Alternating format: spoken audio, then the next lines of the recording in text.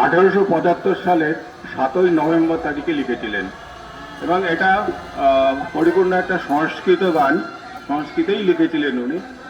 এই গানটা মূলত সেই সময় কোনো প্রচার পায়নি। গানটাকে উনি আনন্দ মঠে 1882 সালে যখন আনন্দ মঠ প্রকাশিত হলো উপন্যাস হিসাবে, সেই আনন্দ মঠে উনি এই গানটাকে রাখলেন।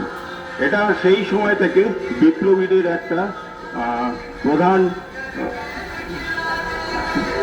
উৎস ছিল, বিপ্লবের জন্য এগিয়ে যাওয়া, ভারতকে মা বলে মনে করা এবং সেইভাবে প্রতিটি বিপ্লব মানে 1882 সালের পরে থেকে যেসবগুলো হয়েছে সেইগুলোতে প্রত্যেকটাতে বিপ্লবীরা মনে করতো যে তারা এই গানটা গাইবে এবং তারা নিজেরা উদ্বুদ্ধ হতো। এইটা গান হিসাবে এসেছিল 1896 সালে। 1896 সালে রবীন্দ্রনাথ এই বন্দে মাতরমকে সুর করেছিলেন কলকাতা কংগ্রেস যখন হয়েছিল সেই সময়। তো সেই বন্দে মাতরম দিয়েই আমরা আমাদের আজকের অনুষ্ঠান শুরু করছি।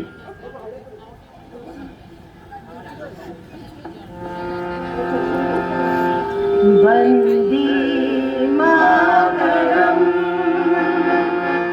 বন্দে মাতরম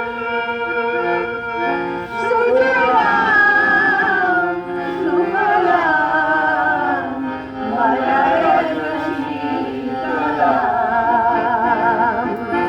শস্য শ্যামলাম মাতরম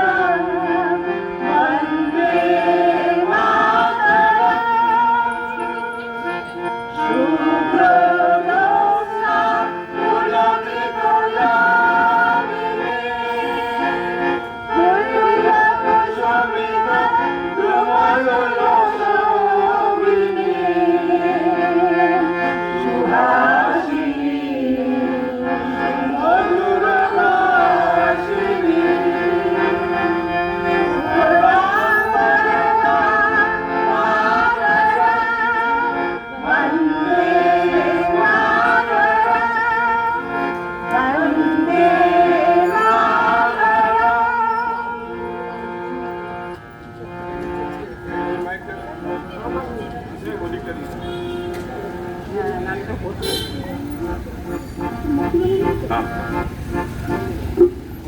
ওই মাইকটা ওদের দিকে দিও।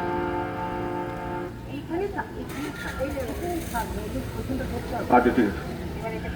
এরপরে আমরা যেটা গান করছি ওটাও একটা বিপ্লবীদের পক্ষে মুক্তির গান ছিল এবং এটা বিপ্লবীদের থেকেও আমি বেশি বলবো বিপ্লবীদের যে আত্মত্যাগ, সেই আত্মত্যাগ, তাদের যে উৎসর্গিত প্রাণ, সেটাকে মনে রেখেই এই গানটা লিখেছিলেন মোহিনী মোহন চৌধুরী মহাশয় 1950 সালে।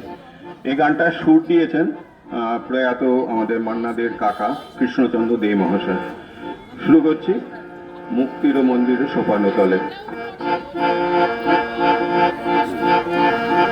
মুক্তির মন্দির সোপানতলে কত প্রাণ হলো বলিদান, আছে সুজলে।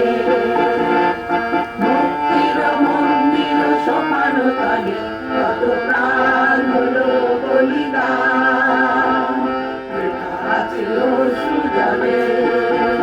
কত বিপ্লবী বন্ধুর রক্তে রাঙা বন্দিশালার ওই শিকল ভাঙা, কত বিপ্লবী বন্ধুর রক্তে রাঙা বন্দিশালার ওই শিকল ভাঙা।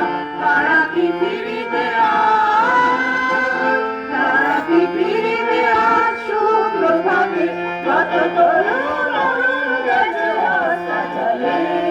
মুক্তির মন্দির সোপানতলে কত প্রাণ হলো বলিদান, আছে অশ্রু জলে।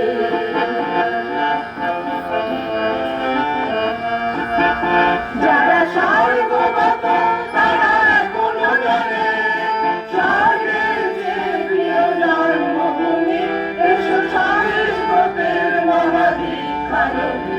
যারা সর্বগত তারা এখনো জানে স্বর্গের যে প্রিয় জন্মভূমি, এসো সারস্বতের মহাদীক্ষা নদী। সেই নিত্য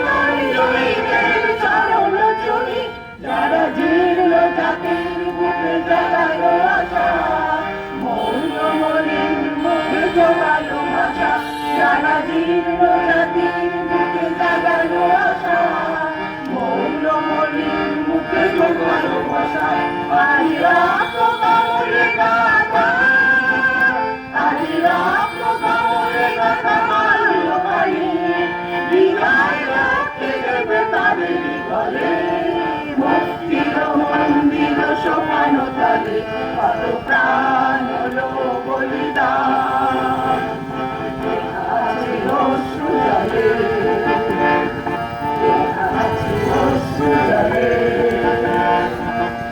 আছে অশ্রু জলে এই মাইকটা এবার সরিয়ে দেবেন উঠিয়ে দাও সবার কাছে যাতে আসে এই মাইক